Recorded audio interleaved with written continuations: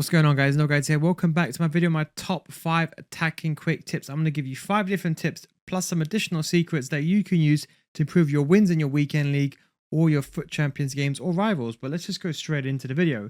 So the first one I wanted to go over is long shots. Long shots are still very effective in this game, especially if you have the long shot playstyle.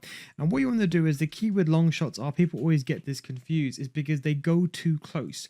If you want to get a long shot to score, you want to be aiming it further away. That way when you do the shot, it will get power and then it will dip down. That's the key. Now if you got the finesse shot playstyle plus, someone like Heung-min Son almost has a guaranteed chance of hitting the target, or you're probably going to score 50% chance. You don't have to even time it correctly. You can see here, look, we do a finesse shot, hold the R1 button, shoot the ball. But the key thing is this 45-degree angle. You want to be facing 45-degree angle towards the shot, the side you want to hit your shot towards. And you can see we've just gone just above 3.5 bars of power. And that's enough for me to beat the goalkeeper and to get it into the corner. I'll just show you one more example over here. You can see Dion gets the ball, pass ball to Lavelle, Son opens up the body, the 45-degree angle, and then I go with a finesse shot. One of the most easiest ways of scoring. And of course you can do Trivelas as well. So when you're in this region over here, you don't have to do a finesse shot. If you haven't got the finesse shot playstyle plus, you can hold the L2 button, very important, plus the shoot button, and that is the way you force a Trivela shot. That is what all the top tier pro players are doing as well right now. Do you want to get better at FC25? Now before you skip ahead, what if I told you if you join my FC school and you didn't get better after 1 month, I'll refund your money? I can say this because I've been running my FC school for many years, and thousands of students join and even stay on. We go over complete in-depth gameplay tutorials showing you both the theory of something and the gameplay examples using real life examples in a structured format. That's like a course. The videos are on a systematic learning system teaching you everything from the core mechanics, the basics, to the meta, so you can get better as a whole, with explanations that go beyond the scope of my YouTube channel. FC School has already started with every single tactical layout, focuses, meta cards, and learn the meta before it even becomes the meta. So come join thousands of others in a mature audience community for those looking to get better at FC25. Patreon.com/nilguides, or click the link down below. Now when you join, we already have a library of hundreds of videos, more than my YouTube channel in fact, with new videos on FC25 getting constantly added, so you'll never run out of content. The biggest mistake people do is they spend thousands of dollars on FP points every year thinking this will make them better, but it won't. But now it's time for you to make that change. Don't forget, if you don't get better after 1 month, just send me a message and I'll refund your money. That's the Nil Guides guarantee. Links down below in the description, patreon.com/nilguides. Now, okay, the next one I wanted to go over is the player lock. One of the most important features this year. We know that FC roles, AI is still terrible this game. Don't rely on AIs to make decisions. Make those decisions yourself. And one of my favorite features and ways to do this is via the player lock feature. So what you do is, when you get the ball, as you can see over here, I'm also triggering that player to make a run.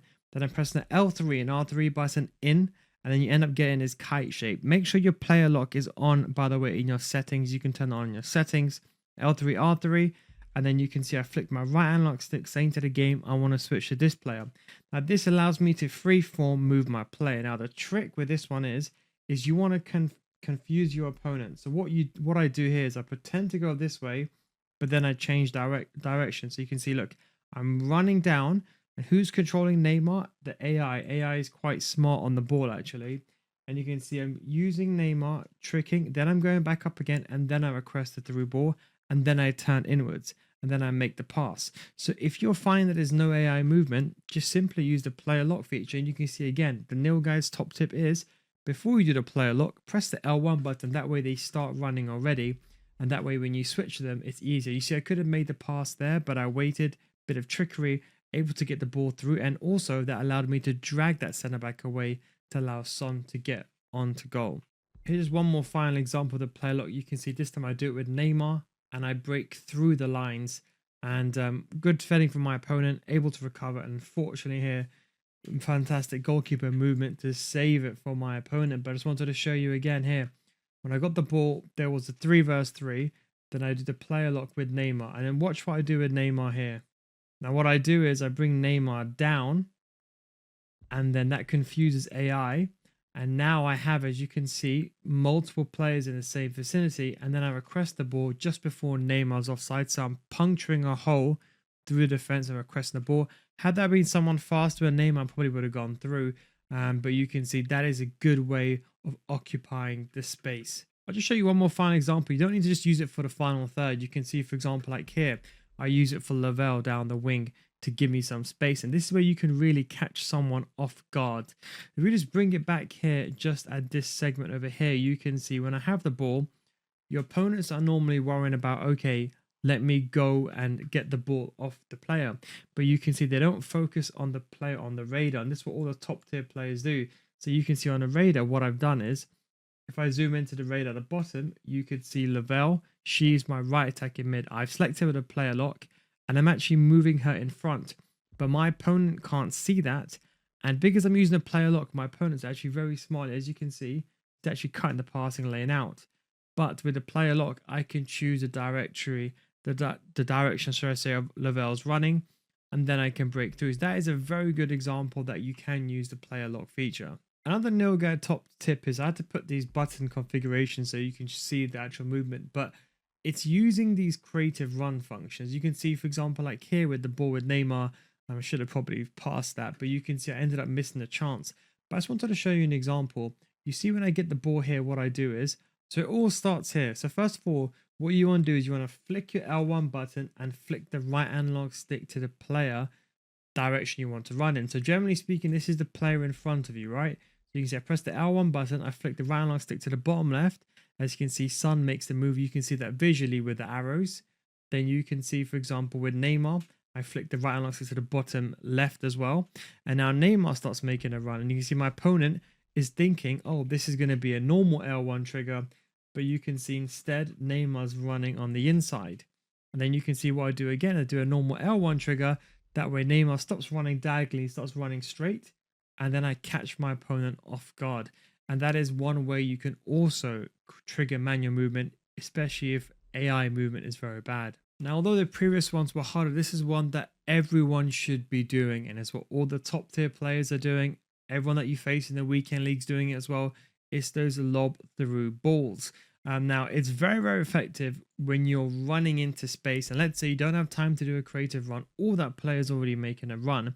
You can see, for example, like here, the Nilguard's top tip trigger the player first.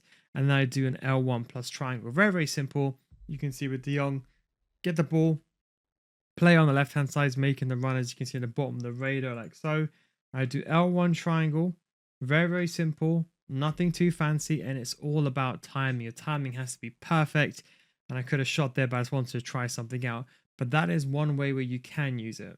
You see another example here. We get the ball. We trigger the play. And you can see a big defensive mistake from my opponent. And unfortunately, the shot ends up getting parried. Probably should have controlled it a bit more better there. You can see I get the ball initially. I ping the ball across. Get the ball with De Jong. And you can see when I make this pass, you can see Son's making that run. You can see a big mistake from my opponent. That is my key to the L1 triangle button. And you can see, especially if you've got a fast run in behind, it's really easy to get the ball in behind. This is actually a really good way of getting through your opponent, because you can see, for example, like here as well, we do the L1 triangle. And as long as your timing is right, you can really get through and you can really get into these chances. But again, the key thing is timing. If you're seeing that player's not making a run, this is my Nilguard up to it. Don't forget, if that player is not running, press the L1 button before you do the L1 triangle. Then they will start running, and then you can see, then you can focus on the timing. So you can see I press the L1 button. I'm also timing it just before Son is offside. That way Son has the best edge, and that's just before that Son also runs offside. So you can see it's perfect timing. And maybe I should have applied a bit more power, to be honest. But I was able to get the chance, cut it inside, and go for the finesse shot. So don't forget about that. The next one I wanted to go over is the power shot. Now, you don't have to do it from the corners, but I like scoring these. It's some of my favorite goals to score. This one's actually very, very simple. You don't have to do it from a corner, but you can do it when you're closer. But I just want to show you what you can achieve with the perfect timing. And all you do for this one is you hold the L1, the R1 and the shoot button, and you just aim at the target. Now, you do have to aim manually, but if you can green time this, even if you aim somewhat towards the goal, a lot of the times it's very hard to defend against. I want to show you another example here. You can see with Kadioglu this time, a left back. We get the ball, and you can see this time it's completely untimed. All you have to do, you don't have to do this from corner. You can just pass the ball and lay it off to someone else. You can say just take a touch, bring it wide, go L1, R1 plus circle. This time I go almost 9/10, 4 bars of power. And you see my left analog stick, I'm aiming for the top left corner. And you can see it's like a bullet. The goalkeeper cannot stop it. Just to show you how consistent this is another example where I do it as well. As long as you can get your aiming correct, it's actually very much unstoppable. Even if the goalkeeper moves the goalkeeper by some crazy reaction, the goalkeeper moves the goalkeeper, there's still no chance of saving it. Now, what I'd recommend is just practicing this. You don't have to do this from corners, but what I'd recommend is going to these wider areas and then just practicing going into a game or in an arena, just practice aiming it manually, and going across goal, I think, is the easiest option.